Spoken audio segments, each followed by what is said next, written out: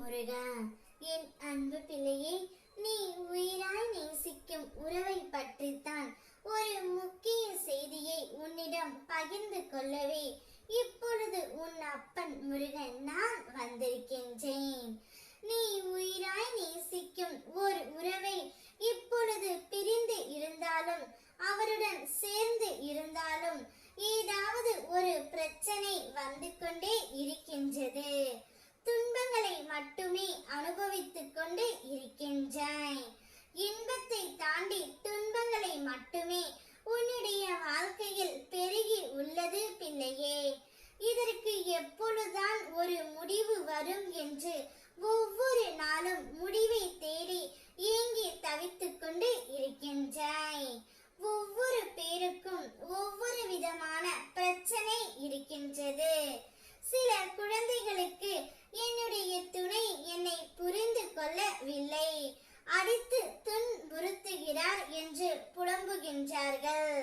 மற்றும் சிலர் என்னுடைய துணை தீய பழக்கத்திற்கு அடிமையாகிவிட்டார் என்றும் புலம்புகின்றார்கள்.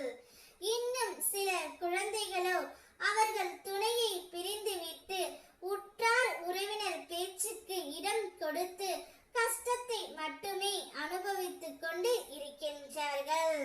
இவை யாவற்றையும் நான் கண்டு கொள்ளாமல் இல்லை பிள்ளையே. இவை அனைத்தையும் நான் பார்த்து கொண்டு தான் இருக்கின்றேன்.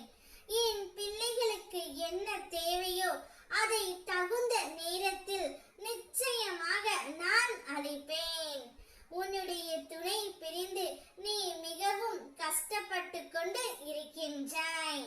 நீ உயிராக நேசித்த உறவு உன்னை புரிந்து கொள்ளவில்லை என்று அழுது கொண்டு இருக்கின்றாய். உன்னுடைய துணையிடம் உன் அருமை புரியும்படி உன் அப்பன் நான் செய்கின்றேன். உன்னை சுற்றி இருக்கும் உற்றார் உறவினர்களால் உன் துணையை பிரிந்து இப்பொழுது தவித்துக் கொண்டு இருக்கின்றார். சிலரின் சூழ்ச்சியாலும் சிலரின் சதி செயல்களாலும் நீ அவர்களை பிரிந்து இருக்கின்றாய் பிள்ளையே.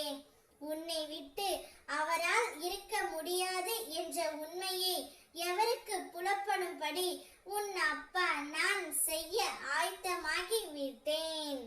அவரே உன்னிடம் கொண்டு வந்து நான் சேர்ப்பேன்.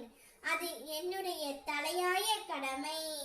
அப்பொழுது நீ சந்தோஷமாக இருப்பாய் என்று எனக்கு தெரியும். உன்னுடைய முகத்தில் சந்தோஷத்தை பார்க்கவே அப்பா எதை வேண்டுமானாலும் செய்வேன். உன் துணையையே உன்னிடம் அழைத்து வந்து நான் கொடுக்க போகின்றேன் பிள்ளையே. அப்போது நீ நிம்மதியாக இருப்பாய். ஓம் முருகா.